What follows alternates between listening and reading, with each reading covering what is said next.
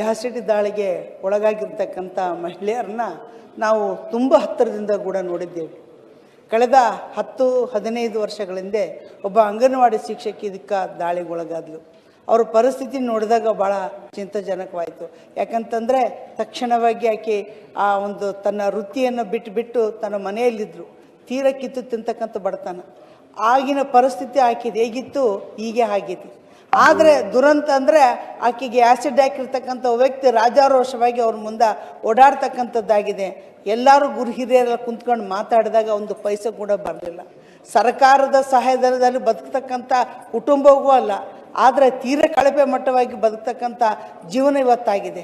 ಇವತ್ತಿನ ದಿನ ನಾ ಹೇಳ್ತಕ್ಕಂಥದ್ದು ಏನಂದರೆ, ಹೆಣ್ಮಕ್ಳು ಬಗ್ಗೆ ಭಾಳಷ್ಟು ಇವತ್ತು ಸರ್ಕಾರ ಒಂದು ಉತ್ತಮವಾದಂಥ ಅವಕಾಶ ಮಾಡಿಕೊಟ್ಟಿದೆ ಎಲ್ಲ ವಿಷಯದಲ್ಲಿ. ಈ ಗ್ಯಾರಂಟಿಗಳು ಬರೋದ್ರ ಜೊತೆಗೆ ಇವತ್ತೆಲ್ಲ ಹೆಣ್ಮಕ್ಳು, ಯಾಕಂದರೆ ಹೆಣ್ಣು ಅಂದರೆ ನಮಗೂ ಒಂದು ರೀತಿ ಕಕ್ಲಾತಿರ್ತಕ್ಕಂಥದ್ದು. ಇವತ್ತು ಆ ಮಹಿಳೆ ಇವತ್ತು ಕೆಲಸ ಇರಲಾರ್ದು ಮನೆ ಕುಂತಿದ್ದಾರೆ. ಇಡೀ ರಾಜ್ಯದಂತ ಹೇಳಿದ್ರು 150ಕ್ಕಿಂತ ಜನ ಜಾಸ್ತಿ ಇಲ್ಲ ಅಂತ ಹೇಳ್ತಿದ್ದಾರೆ ಆ ದಾಳಿಗೊಳಗಾದಂಥವ್ರು. ಅಷ್ಟನ್ನು ಇವರು 25,000 ಕೊಡು 50,000 ಕೊಡು, ಯಾಕೆ ಒಂದು ಸಹಾಯಧನವಾಗಿರ್ತಕ್ಕಂಥದ್ದು ದೀಕ್ಷಿತವಾಗಿ ಒಂದು 50,000 ರೂಪಾಯಿ ಕೊಡಿ.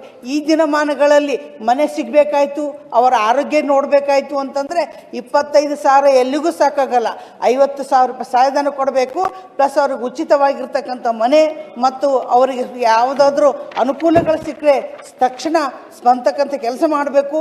ಮತ್ತು ಮಹಿಳಾ ಮತ್ತು ಮಕ್ಕಳ ಅಭಿವೃದ್ಧಿ ಇಲಾಖೆ ಇದರಿಂದ ಸಿಗ್ತಕ್ಕಂಥ ಎಲ್ಲ ಸೌಲಭ್ಯಗಳು ಆ ಮಹಿಳೆಯರು ದೊರಕಬೇಕು. ಯಾಕಂತಂದರೆ ಇವತ್ತು ಸಮಾಜದಲ್ಲಿ ಅವ್ರ ಮನೆ ಬಿಟ್ಟು ಹೊರ ಬರಬೇಕಾಯ್ತಂದ್ರೆ ಅವ್ರು ನೋಡ್ತಕ್ಕಂಥ ಮನಸ್ಸುಗಳು ಬರೋದಿಲ್ಲ, ಅವರ ಮನೆಯವರೇ ಸೇರಲಾರ್ದಂಥ ಪರಿಸ್ಥಿತಿ ಇವತ್ತಾಗಿದೆ.